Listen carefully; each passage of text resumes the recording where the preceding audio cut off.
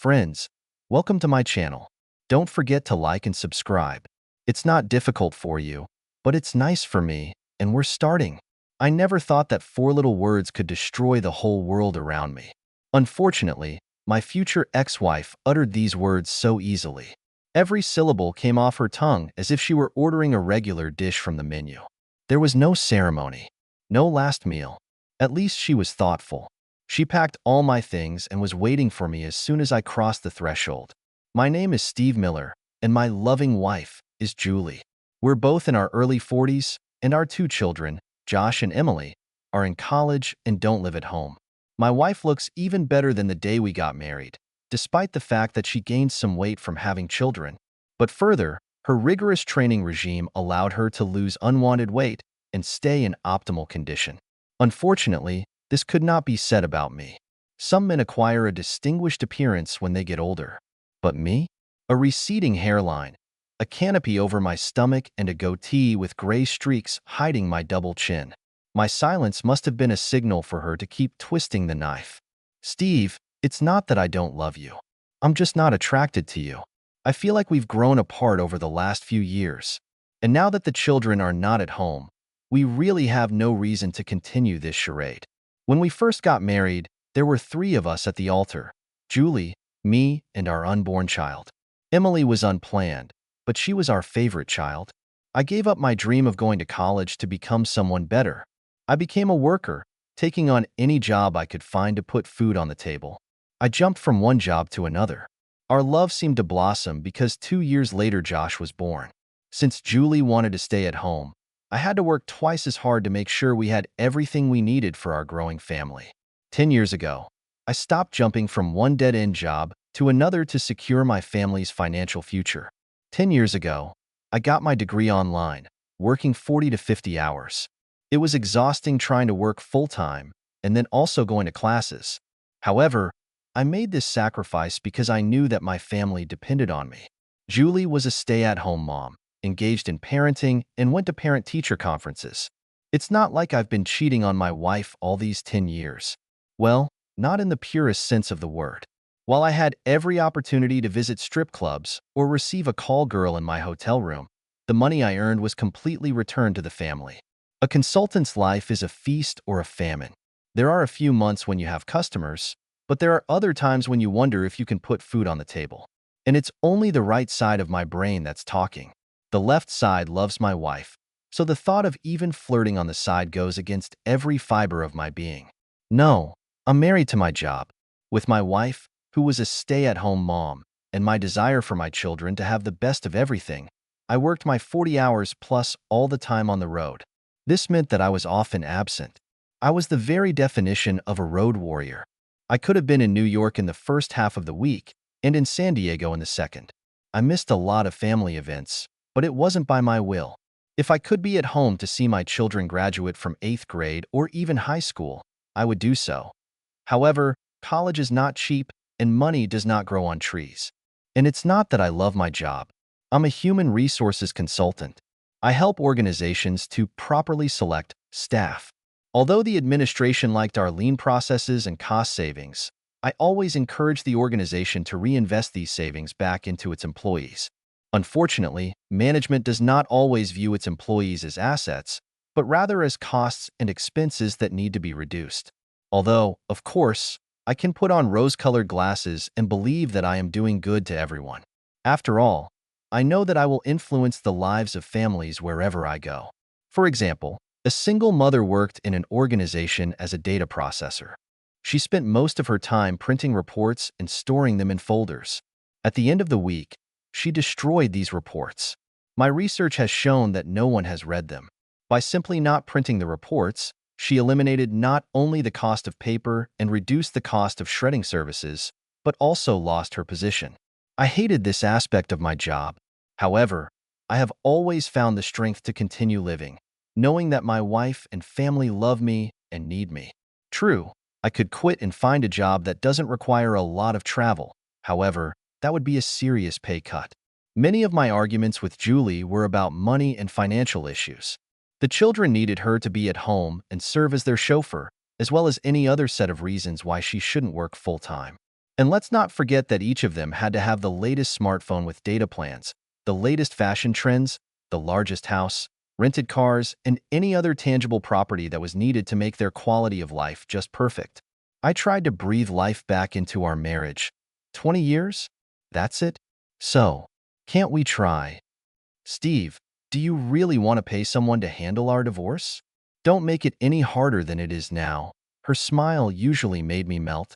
However, that smile was full of daggers. Think about it this way. We can start over while we're still young. I felt completely helpless. I don't know how I managed to resist. I wanted to fall on my knees and beg my Rock of Gibraltar, my North Star, not to leave me. Julie, I can quit my job. I can find something on the spot. We can try to make it work. I know I wasn't here. It's not that I like being on the road all the time. Please, we had something once. We just need to rekindle this flame. My pleas and unwillingness to accept what she considered inevitable began to weigh on her. Steve, you're starting to sound like a wimp. A real man accepts his fate and copes with it. Her betrayal struck a chord. When we were young and all my friends wanted to go to a party or even just hang out, my call to society was always, a real man will accept his fate and cope with it. I had a responsibility to my wife and children. I needed to grow up fast. Julia has always made love to me as a reward for being a man and not a reckless boy. I'm sure my wife was saying something when she found her voice, but I wasn't listening anymore. I just took the suitcases she had packed for me, went out to my car, and drove away. Julie was crying, banging on the windshield, begging me to stop and begging for forgiveness. Until today, I would have seen those tears and done everything I could to comfort and make those tears disappear. But Othello did not call women's tears crocodile tears for nothing. I found myself going to some Irish pub that all my friends were raving about on Facebook. With all my travels, I've never had the opportunity to visit. It was a strange and quiet place, somewhere where you could wash down your suffering and not worry for hours. There you are. A female voice interrupted my deep philosophical discussion with a glass of Southern comfort.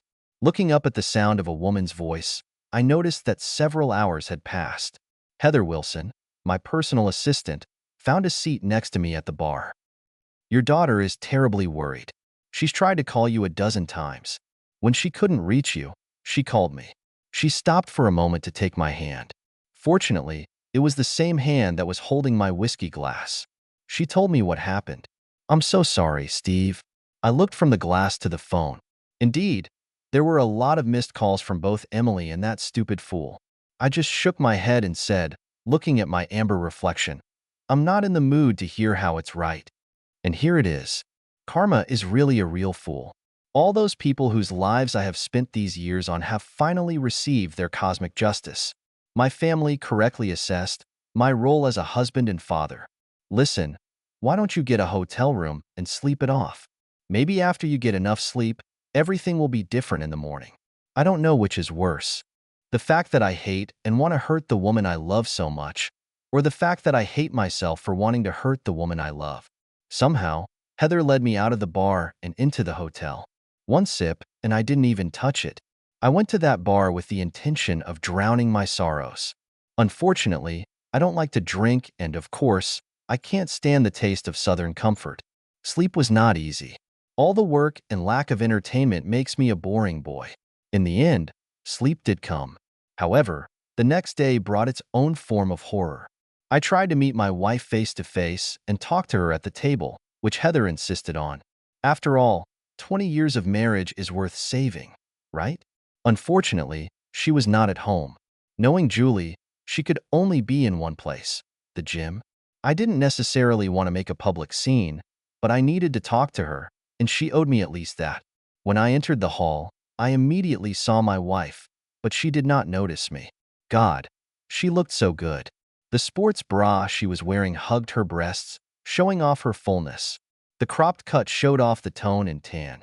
She seemed to be in a good mood, as if her life hadn't missed a beat. Hey buddy, don't stare too long. I beg your pardon? The man pointed to what looked like a walking mass of muscles with a head attached to it. The man grabbed me and lifted me up easily. She wrapped her legs around his waist and her arms around his neck and began to discuss something intimately. This is Tweedledum. All muscles and no brain. Explains my newfound friend. Oh, the tone of my voice only spurred my friend on, as if he wanted to crush my mood even more. And then Tweedle-Dick. Indeed, as soon as Tweedledum lowered my wife to the ground, she approached another bully. Unlike the hug she shared with Doom, Julie wrapped only one leg around the man's waist, while his arms supported her hip. His hands moved with a sense of familiarity. More importantly, they shared an intimate and prolonged kiss. Damn, they should probably rent a room.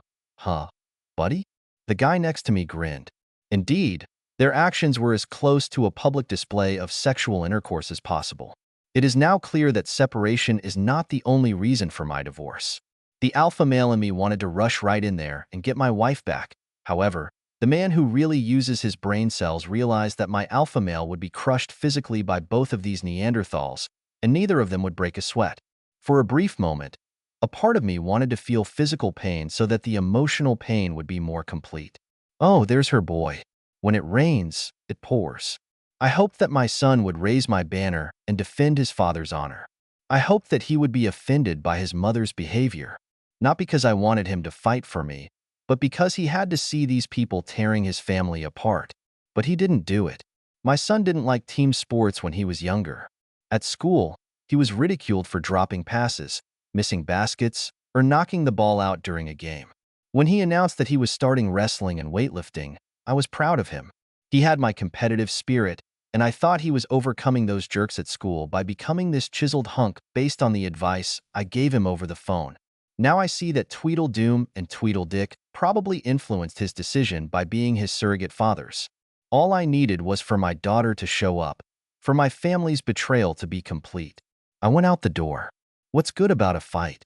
I had already lost, and I didn't even know there was a battle. The gods must have known about the fool that karma gave me. As I started the car, the chorus from Fleetwood Mac's Woman of Gold Dust came on the radio. Well, did she make you cry? Made you break down? Destroyed your illusions of love? Now tell me, is it over now? You know how. To pick up the pieces and return home? Julia, it's been 2 years since the divorce. I may have had a midlife crisis. Or maybe I was just a selfish fool who didn't want to give up the single-woman lifestyle that I created while my ex-husband was away working long, hard hours to support his family. The divorce went as smoothly as could be expected. I got the house and all the capital in the house, and he got a pension and airline miles. The only thing I really didn't expect was that when I tried to apply for spousal support, his lawyer brought photos of my infidelity as proof. Not only with Rick, but also with Rick and Ed. Worse, he managed to take a picture of Rick and Ed groping me in front of my son at the gym. Where did he get them from? I don't know. However, Steve was a gentleman. He did not want to change the divorce from irreconcilable differences to adultery. No, he just didn't want to pay his ex-girlfriend alimony. It was the responsibility of my lovers. I'm paraphrasing, but looking back, I'm sure that's exactly what he was thinking. The judge was also thinking the same thing. Steve continued to pay for his children's college expenses while they were studying. But since Emily was 20 and Josh was 18, he didn't have to pay child support. At first glance, my life was lonely when Steve graduated and started working as a human resources consultant. He was away, and on weekends he was at home. And those were the good times. When things were slow, he stayed at home, but he was on edge. It was as if every dollar spent was another complaint or another scream between me and him. Fortunately, I had children, but they always needed me to take them to training, or take them shopping, or take them to friends. If they weren't busy after school, they were at home. And like all children, they fought. The need to be both a mother and a father weighed on me, and I resented that Steve was away so often. But don't get me wrong. When Steve was at home, he was the best husband a woman could ever dream of. He did my sweet things without question, or paid for them if he couldn't do it himself. He always sent flowers on important days, my birthday, our anniversary, Lover's Day, Valentine's Day, and even the day we met. He always called and tried to cheer me up when I was depressed. Having Skype was great, so the kids and I could always see him when he called. He may not have been at home, but he was always there in digital video. Unfortunately, that wasn't enough for me. At least then. Steve advised me to join the gym. At first I was mad at him. Did he imply that I was fat? This asshole allowed himself to relax too. He always ate fast food during those damn business trips. How dare he suggest I go to the gym to lose weight? However, he explained his reasons. He must have realized that I had very few adult contacts and that I was losing myself in the role of mother. Steve understood me so well. No wonder he got into the HR department. He gets along well with people. There's a part of me that wishes I could be as perceptive as he is. Maybe I wouldn't be where I am today if I were smarter. At first, the baby fat did not go away. Going to the gym was a chore. All the women there were so pretty and in good shape. I felt like a cow being led to the slaughterhouse. Maybe I was their cool project, or maybe I was just another piece of fresh meat. Anyway, Rick and Ed took me under their wing and helped me develop a strength training plan. At first, it seemed to me that Rick and Ed were just gym rats trying to help someone who was struggling. I fully expected them to leave me for the younger girls as soon as I settled in. When the weight started to drop and stay away, they shared my excitement. I wanted to share this with Steve. I proudly showed my husband my new body on Skype. But damn it, he seemed so melancholic and so damn depressed. He was grateful and supported me in every possible way, but it was clear from his voice that he was depressed. It got to the point where I hated calling him. I didn't want to hear about his bad day. Not all of us are losers. Since I've been around Rick and Ed all week, their masculine physique was certainly pleasing to the eye. So when Steve returned home, showing signs of piggishness and ill health, I wanted nothing to do with him. He would certainly like some love. I fulfilled my duties as a wife, although I am sure that the Academy would have given me an Oscar several times for some of my performances. Part of me was grateful that he didn't have the strength or stamina to go there more than once. I think I'd be sick if I had to do it twice in one night. Fortunately for me, when the lights are off, everyone looks the same. And again, looking back, I realized that if I had seen or known how much his work was affecting him, or how my indifference to his emotional well-being was hurting him, maybe things would have been different. But no, I was lost in my own world. And it certainly didn't help when Rick became Rick the asshole. His body was a work of art. He probably returned to the past so that Michelangelo could use his body as a model for the statue of David, with one minor exception. Of course, Rick probably took advantage of my vulnerability when my husband left, but I let myself be taken. Rick's body is nothing but a schoolgirl's fantasy. The fact that he wanted to be with me only reinforced this feeling. And it wasn't a one-night stand. Rick was constantly watching me, whether it was in the women's locker room at the gym, in the men's locker room at the gym, or at my house when the kids were leaving. There were times when we couldn't even get to my house, and we'd stop somewhere and do it. I felt alive again. I felt young, wild and free. I haven't felt that way since I married Steve. Well, his buddy, Ed, must have known about our dates and acted like a little kid. Rick encouraged me to be kinder to his friend. Well, being nicer means flaunting me in front of Ed. While Rick really knew how to use his length and size to take me to new heights, Ed just filled me up like no one else. After making love with Ed, I always walked carefully. He just didn't know his strength. Each of them had their advantages in love. But, as I look back, neither of them wanted to hug afterwards. You should have seen the flowers Sammy got. One of my colleagues exclaimed. It's pretty funny, really. All the time that I was married to Steve, he always wanted me to find a job so that I could provide myself with additional income.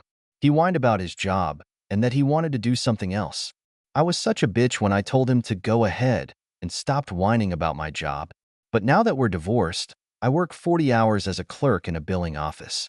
Instead of telling him to stop whining, I should have told him to take out his frustration at the gym. It's one of the few things that helps me relax after a long week at work. From her mysterious lover? The other asked in a teasing tone. I hated Sammy, not because she did anything, but because she was 10 years younger and had a tight little body. The worst part is that she's the kind of girl who knows they're attractive but doesn't flaunt it. And without flaunting it, she just waves in your face that she's great while you're getting old. I'm sure she's laughing madly, knowing that I have to work twice as hard at the gym to keep what I have. When she receives these heart-shaped boxes filled with chocolate, she shares her goodies with all her colleagues. I figured her out. I noticed that she hasn't eaten a single bite. She makes all the women around her fatter, so she can look a lot better. I couldn't help but dig in. Yeah, Why haven't we seen this supposed Romeo? We only see you in these photos. I'm sure everyone in the room could hear my envy, especially with this bouquet of roses in a crystal vase standing on her table. Every weekend, Sammy and her boyfriend always seem to be going somewhere or doing something exciting. She has photos of herself kayaking in Cumberland or standing under a waterfall in Burgess Falls State Park. If they're not into nature, she goes to a concert at the Grand Ole Opry or hangs out on the lower Ford listening to live music. Oh, guys, Sammy playfully retorts, so carefully deflecting my attack. He just doesn't like being in front of the camera. He is self-conscious about his appearance. I don't know why. I mean, okay, yeah, he's bald, but he's bald by choice. I couldn't help but laugh cynically, but she just continued, pair it with his goatee and toned body. She blushes. Roses on a long stem. Again? Helen exclaimed, arriving late to the party, as usual. This woman choked on any sweet gesture. Sammy, a smug fool with a nose, nodded her head as she read the postcard that accompanied the bouquet of roses. He said he has something special for me tonight, and he invites all of you to come if you want. He rented the third floor of the Merchant's Restaurant on Lower Broad. All of you can take a partner with you, and this dinner will be paid for. So we're finally going to meet this mysterious man of yours? Yes, and just know that he's all mine, Sammy replied in a possessive tone. Not unless one of us steals it, a voice said from behind. I do not know who it was, maybe Carrie or Beth. They dropped their underpants faster than the French dropped their rifles. I haven't had a good lunch since the divorce. I wasn't going to miss this opportunity. Steve and I used to go to the Watermark restaurant. He always reminded me to leave room for dessert because he knew how much I loved strawberry jam cake. Rick would tell me off for messing with the icing because it's greasy. Not to mention that Rick couldn't afford dinner at the Watermark. Finally, I will have the opportunity to show this big guy what a real dinner is. So I called him as soon as I got back to my desk.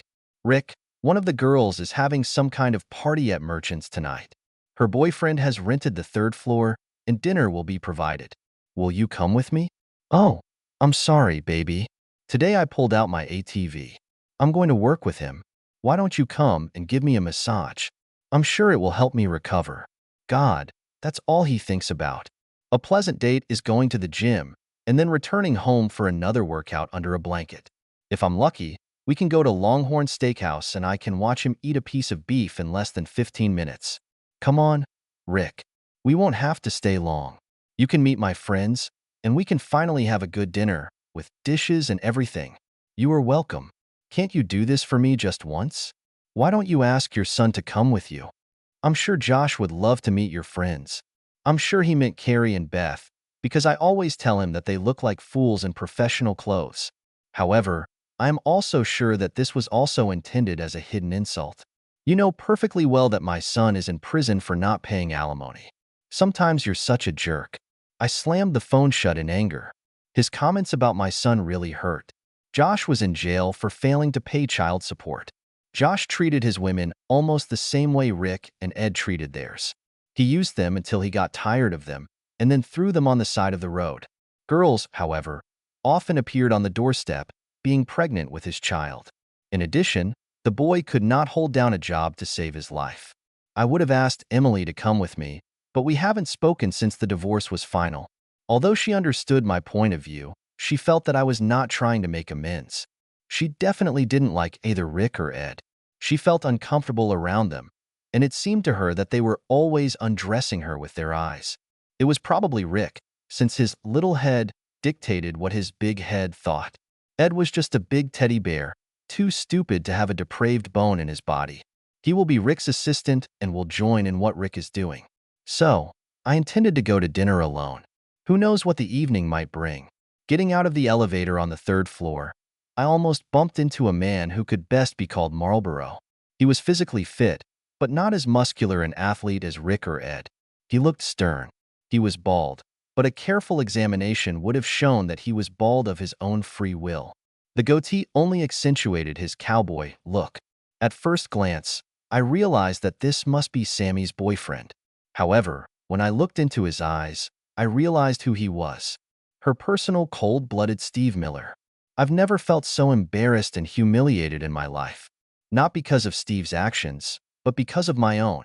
There was a very attractive cowboy who was once my husband and whom I repeatedly humiliated. Well, of course he remembered. Julie?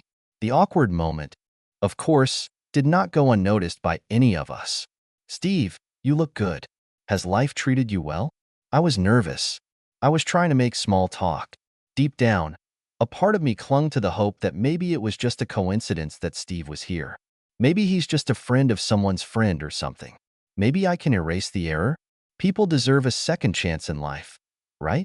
He looked down at himself and then looked up again with his usual smile. God, I wish I could kiss him again. His hugs and kisses were the best. He made you feel like the only girl in the world. I took his hugs for granted.